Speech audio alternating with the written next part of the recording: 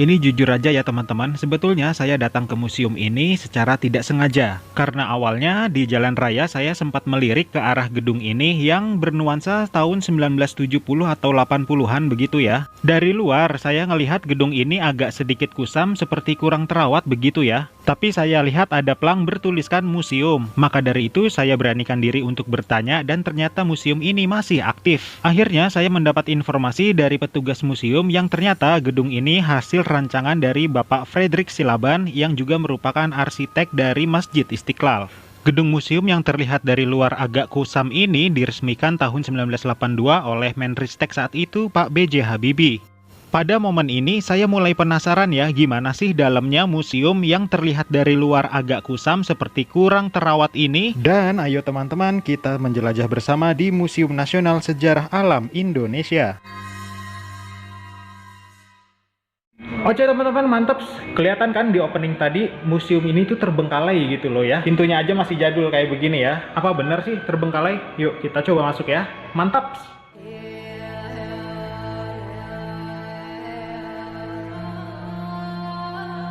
Dari sini saya mulai dibuat kaget dengan kondisi bagian dalam dari Museum Sejarah Alam Indonesia ini. Karena ruangan-ruangan di sekitar meja informasi ini masih terlihat sangat bagus ketimbang kondisi museum di bagian luar yang tadi kita lihat.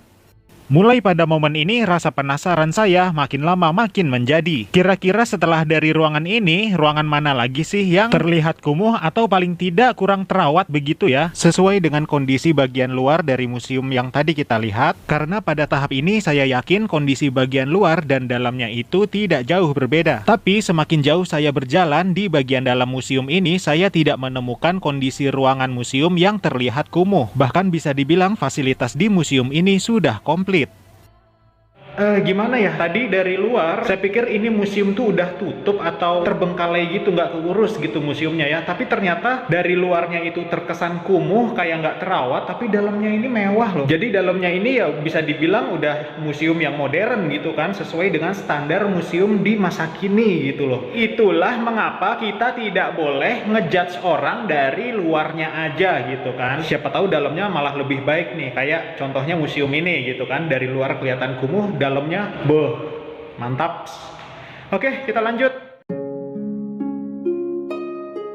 Pada bagian ruangan museum yang sekarang kita masuki ini, masih disimpan berbagai alat kerja para surveyor pada saat itu untuk meneliti keanekaragaman hayati yang terdapat di negara Indonesia. Selain alat-alat yang digunakan untuk para tim lapangan, di ruangan ini juga terdapat berbagai macam alat-alat yang digunakan oleh para peneliti yang bekerja di dalam ruangan alias di laboratorium. Dan juga ada tanaman yang belum pernah saya lihat sebelumnya. Seumur-umur saya tuh baru tahu namanya pandan merah tuh kayak begini ternyata ya bentukannya ya. Mantap. Gak cuma di situ aja, di sini juga ada berbagai macam benih tanaman yang jarang kita dengar. Selain itu juga masih ada di ruangan yang sama, di sini kita bisa melihat alat-alat yang digunakan oleh para peneliti yang bekerja di laboratorium. Ini kayaknya alat mikroskop jadul nih, saya coba mau lihat ya. Ada apa aja sih gitu kan? Kelihatan nggak? Ada mantan. Oke teman-teman, kita lupakan mantan saya yang cantik itu. Kita akan lanjut menjelajah di dalam ruangan Museum Nasional Sejarah Alam Indonesia ini. Di ruangan yang sekarang kita lihat ini diisi dengan berbagai macam informasi mengenai persebaran keanekaragaman hayati yang terdapat di Indonesia. Jadi kalau kalian datang ke museum ini, kalian akan ditambah wawasannya mengenai tanaman-tanaman yang jarang banget kita dengar apalagi kita lihat. Nah, salah satu contohnya adalah tanaman ini. Saya yakin kalau tanaman ini kalian pasti berpikiran sama.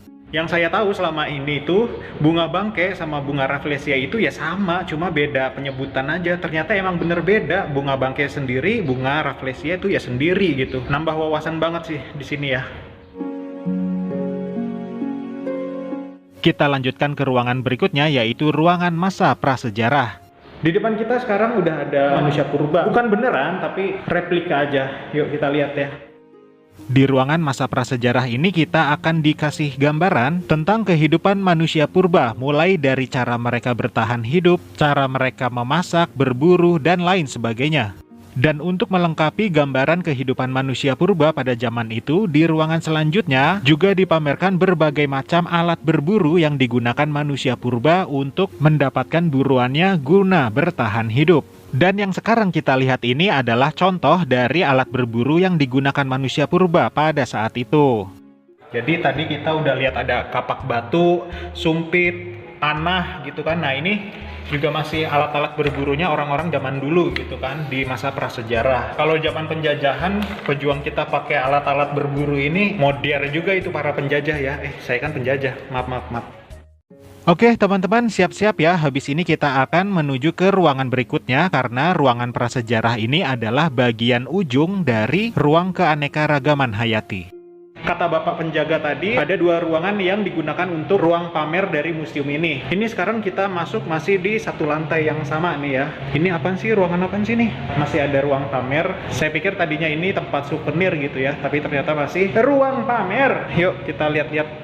Dan oke teman-teman, selamat datang di ruangan rempah-rempah. Di ruangan ini kita akan disuguhi berbagai macam informasi rempah-rempah yang menurut saya cukup detail. Mulai dari 3 bahan rempah-rempah yang utama, sampai bahan rempah-rempah yang jarang banget kalian dengar, dan uniknya bahan rempah tersebut masih menjadi buruan para penjajah kita. Kalau di Museum Bahari Jakarta, di sana kan lebih terfokus sejarah tentang pelayaran dan kelautan ya. Nah, di sini untuk melengkapi informasi tentang sejarah rempahnya, kalian bisa datang ke museum ini. Ya udah, datanglah main ke sini ya untuk melengkapi wawasan kalian tentang sejarah rempah ya.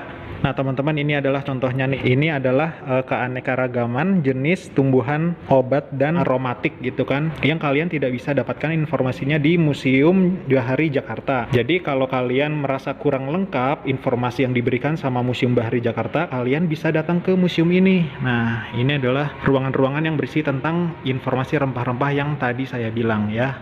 Di sini detail kok, mantap ini infonya. Dan habis dari ruangan rempah-rempah ini, kayaknya ini jalan yang tadi deh, jalan yang pertama kita masuk tadi ya. Oh ya, itu kan tadi bunga rafflesia sama bunga bangkai kita udah lihat. Berarti saya coba balik lagi ke sana. Di bawah ada ruangan museum lagi ya. Oke teman-teman, sekarang kita coba lihat ruangan pamer yang ada di lantai bawah ya, yang Bapak petugas museum tadi bilang lantai dasar. Kalau tadi kita ada di lantai 1. Yuk. Sebelum bernama Museum Nasional Sejarah Alam Indonesia, museum ini juga punya nama lainnya, yaitu Museum Etnobotani Indonesia pada saat diresmikan. Dan lantai yang sekarang kita akan masuki ini berisi informasi tentang kearifan lokal yang ada di Indonesia, mulai dari Sabang sampai Merauke. Dan juga cara orang Indonesia mengolah keanekaragaman hayati. Nah intinya, di ruangan yang sebelumnya kita sudah lihat berbagai macam keanekaragaman hayati. Di ruangan ini kita akan dikasih tahu gimana sih cara orang Indonesia memanfaatkan keanekaragaman hayati tersebut. Jadi teman-teman, karena berhubung Museum Sejarah Alam Indonesia ini lumayan luas ya, jadi saya mohon maaf nggak bisa kasih lihat kalian setiap detailnya. Lantai ini aja tuh luas gitu kan, belum tadi yang lantai kita sebelumnya masuk gitu. Intinya kalau kalian datang ke museum ini, pola pikir kalian akan terbuka tentang betapa kayanya negara Indonesia sampai penjajah Belanda, Portugis, Spanyol, Inggris rame-rame mau mengeruk kekayaan yang ada di Indonesia. Ya ini, dari segi kekayaan alam Indonesia aja tuh udah bernilai jual tinggi juga. Makanya kalian harus datang ke sini supaya kalian makin cinta sama negara kalian gitu loh. Kalau saya berhubung saya penjajah kalian, jadi ya udahlah, saya cukup ingetin aja biar kalian makin cinta sama Indonesia gitu ya. Mantap. Oke, kita lanjutkan ya teman-teman mengenai lantai dasar yang ada di museum ini. Seperti yang sudah saya singgung tadi di awal, di ruangan ini terdapat berbagai macam informasi mengenai kearifan lokal yang ada di Indonesia. Jadi singkat ceritanya adalah kalian akan menemukan berbagai macam kebudayaan-kebudayaan yang ada di Indonesia. Salah satu contohnya ya ini, kita bisa melihat kain ulos Batak, rumah adat Batak, senjata tradisionalnya juga, alat musik tradisionalnya juga. Dan itu akan dijelaskan kebudayaan-kebudayaan daerah dari Sabang sampai Merauke di ruangan ini. Nah tuh, kurang apa coba lengkapnya dari museum ini. Selain itu juga di ruangan ini kalian juga mendapatkan informasi tentang berbagai macam permainan tradisional dan hasil-hasil kerajinan tangan yang dibuat oleh orang-orang Indonesia di masa lampau, yang pastinya menggunakan alat tradisional, bukan menggunakan mesin-mesin yang lazim digunakan pada masa kini.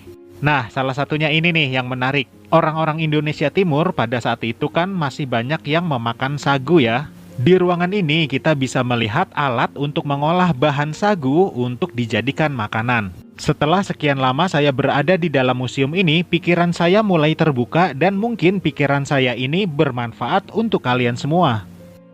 Bhinneka Tunggal Ikanya itu emang bener-bener harus dijaga bener-bener itu ya. Jadi jangan sampai negara kalian dipecah belah lagi sama bangsa kalian sendiri. Jadi kalau mau melawan neokolonialisme, ya kita harus ada persatuan dan kesatuan gitu ya. Jangan mau dipecah belah lagi. Warisan bangsa saya, Divide et Impera, nggak boleh kalian pakai lagi, nggak boleh diterapin lagi ya. Ayo bersatu yuk, bisa yuk, bisa.